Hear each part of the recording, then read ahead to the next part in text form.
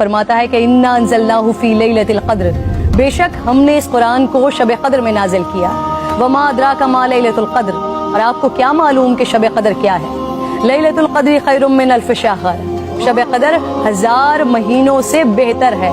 تنزل الملائکۃ والروح فیہا باذن ربہم من کل امر، فرشتے اور روح اس میں اپنے رب کے اذن سے ہر حکم لے کر اترتے ہیں۔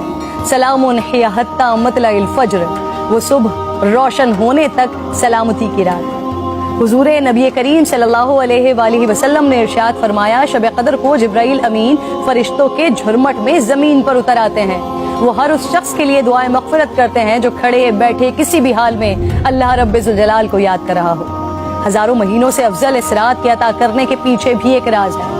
رسول پاک صلی اللہ علیہ وآلہ وسلم کو سابقہ لوگوں کی عمروں پر آگاہ فرمایا گیا، تو آپ نے ان کے مقابلے میں اپنی امت کے لوگوں کی عمر کو کم دیکھتے ہوئے یہ خیال فرمایا کہ میری امت کے لوگ اتنی کم عمر میں سابقہ امتوں کے برابر عمل کیسے کر سکیں گے؟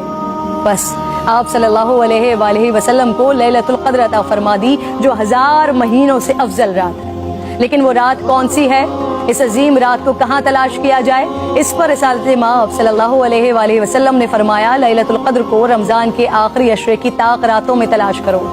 اس رات کے مخفی رکھنے میں بھی حکمتیں ہیں ناظرین۔ اگر لیلۃ القدر کو مخفی نہ رکھا جاتا تو لوگ بس اسی رات کی عبادت پر اکتفا کر لیتے، اور اگر کسی انسان کی وہ رات عبادت سے رہ جاتی تو شاید اس صدمے کا ازالہ ممکن نہ ہوتا۔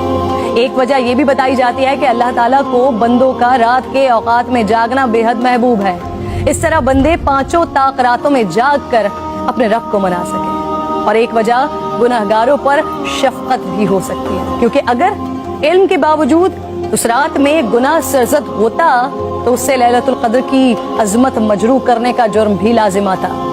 آپ صلی اللہ علیہ وآلہ وسلم نے فرمایا، جس شخص نے شب قدر میں اجر و ثواب کی امید سے عبادت کی، اس کے سابقہ گناہ معاف کر دیا جاتا ہے۔ میری بات ناظرین بہت طویل ہو رہی ہے، میں بس آخر میں آج کی رات تمام مسلمانوں کو حضرت بہلول دانا کا ایک واقعہ سنانا چاہتی ہوں، جس کے بعد شاید کہنے کو پھر کچھ نہیں رہ جاتا۔ ایک دن بہلول بازار میں بیٹھے تھے، کسی شخص نے پوچھا کیا کر رہے ہیں؟ آپ نے فرمایا، اللہ رب ذوالجلال اور بندوں کی صلح کروا رہا ہوں۔ اس شخص نے پوچھا پھر کیا بنا؟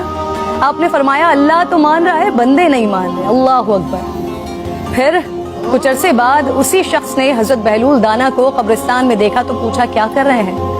بہلول نے فرمایا، اللہ اور بندوں کی صلح کروا رہا ہوں۔ اس شخص نے پوچھا پھر کیا بنا؟ آپ نے فرمایا کہ بندے تو مان رہے ہیں لیکن آج اللہ نہیں مان رہا۔ آنکھ بند ہونے سے